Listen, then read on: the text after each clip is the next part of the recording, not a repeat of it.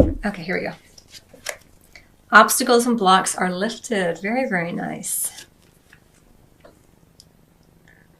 What a beautiful card and a beautiful message. Well, it's nice to consider that during this particular time frame, whatever has been blocking us, whatever has been seemingly in our way, is going to be fading away or dissipating so that we can feel more progress and a greater sense of momentum moving forward, which is really, really beautiful.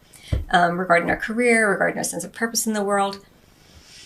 Lovely energy. And for me, I'm really drawn to all that beautiful purple and the crown chakra and this idea of allowing spirit to help. You know, this idea of no longer feeling as though you're just doing it yourself, you know, but that you have teammates upon the etheric side, on the spirit side, who are assisting you as you move forward, which is really a beautiful feeling and understanding to have.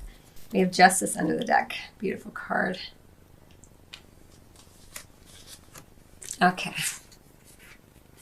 So what we're meant to not do or stop doing, we have the Eight of Wands in reverse. What we're meant to do or start doing or keep doing, we have the King of Swords. And what we can expect regardless is the Two of Pentacles in reverse.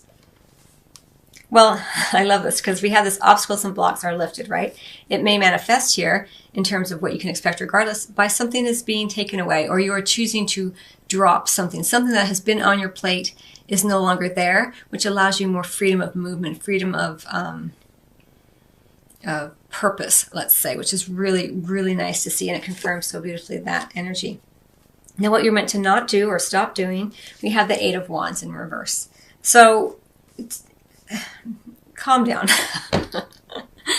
Calm down, Leo. I'm Leo rising, so I can joke. This is, again, obstacles and blocks are lifted. You are possibly dropping something or something is being taken from you, but I kind of feel like you're dropping it. You're making a choice to alleviate what you're juggling here. And with the Eight of Wands in reverse, it's like, don't keep sending messages out. Don't keep creating busyness. A lot of times individuals will create more and more busyness when they're already feeling stressed. It's like it feeds upon itself. Like, I'm already stressed, and then I'm also going to run to the dry cleaner, and then I'm also going to have a dinner party. And then suddenly things that really are extraneous to your life are getting pulled in more and more because that energy of chaos and overcommitments, I don't know, they seem to breed. So whatever you can during this particular time frame, and not only is it for me about, you know, something being dropped or you dropping something, it's not about some big project necessarily. It's like in the day-to-day, this busyness. Stop doing this busyness. This, you know, this idea that I'm so busy. Well, are you? Or are you just creating more stress and chaos in your life by choosing to do a bunch of little things that don't actually progress you or don't feel good to your soul? They may feel more obligatory or just an older pattern. Remember, you're working with this energy of obstacles and blocks are lifted, but you're working in conjunction with the divine, with spirits, right?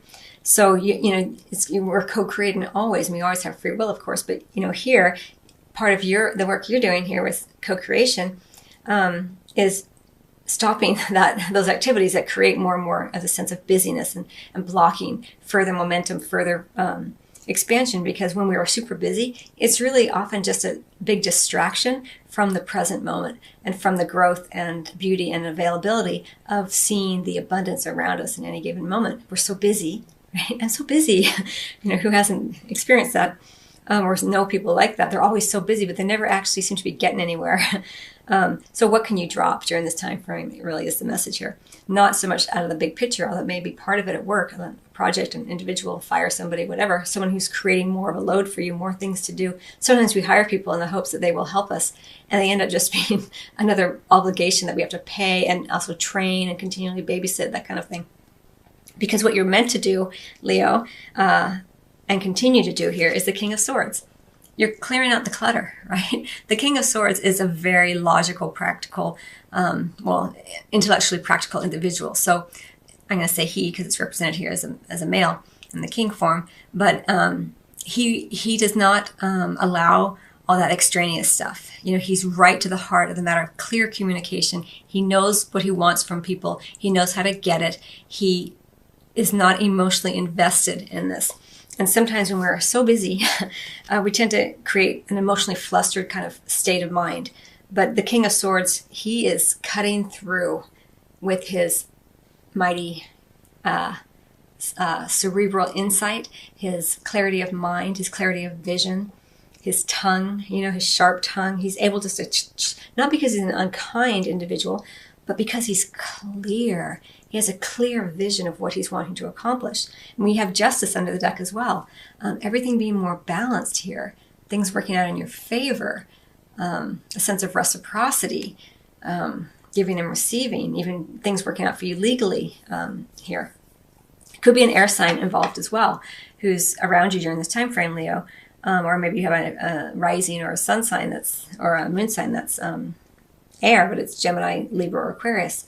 So really, really interesting. And if it is an air sign who's around you, this person, you're meant to, definitely work with this person and allow them to help you with their, maybe you're someone who is kind of flustered and you have a hard time getting organized and getting clear, talking with this person or watching them. For me, when I was first parenting, I observed all the other moms so carefully, because I was so curious how to be a good mom. I really wanted to be the best mom that I could be. And I just didn't know if I knew.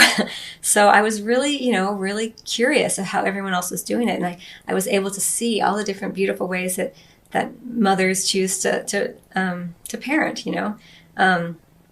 because I'm a mom, I was looking at other moms, but fathers can do this as well, etc. You can look at fathers as well, but this dropping something, this idea of lightening your load, again, it doesn't have to necessarily be a big project, but for me, as I feel it for you, it's more about in the moment. You can ask yourself, is there a place where I can lighten my load in this moment? What can I prioritize here, and what can I let go of completely? So many times you find yourself not responding to someone. It seems so important, or they're pressuring you, and then you kind of, and then it just takes care of itself. Like, or someone else comes in and takes care of it for you. Not because you're passive aggressive, but just because you're prioritizing. You're not feeding into someone else's energy of, oh my God, and you think, oh, I have to help them. Give them a moment. They'll probably figure it out on their own before you jump in. It's even that kind of energy here, dropping in the moment. Where can I just have faith that they can handle it, and where can I do my part, and what can I not do in this moment? Do I really need to get my dry cleaning this week, or can I pick it up next week when I'm feeling less stressed? Or do I really need to have that book club meeting at my house this month, or can I switch with someone? Or all those little things, they add up to a very full and busy life, but not necessarily a fulfilled life. Okay.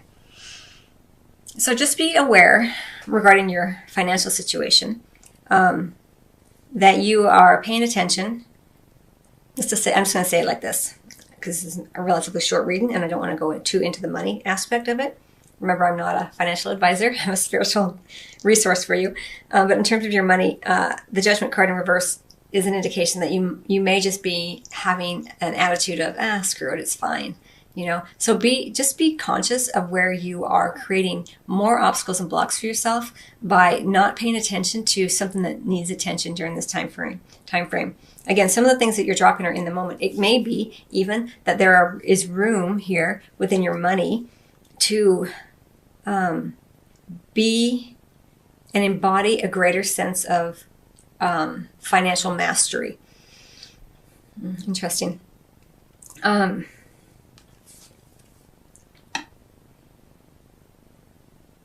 Just got so dizzy. It's almost like there's a let's say it this way. There's an energetic opportunity here, an energetic pattern, let's say, that you are being invited to look at again. And with it comes with, where are you being a little too lax with your financial resources, with your financial discipline? And where are you saying, because it may feel like it's lightening your load to not deal with it, tighten the nuts and bolts around it, but in truth, it creates greater instability, greater obstacles, because then things have to be taken care of later.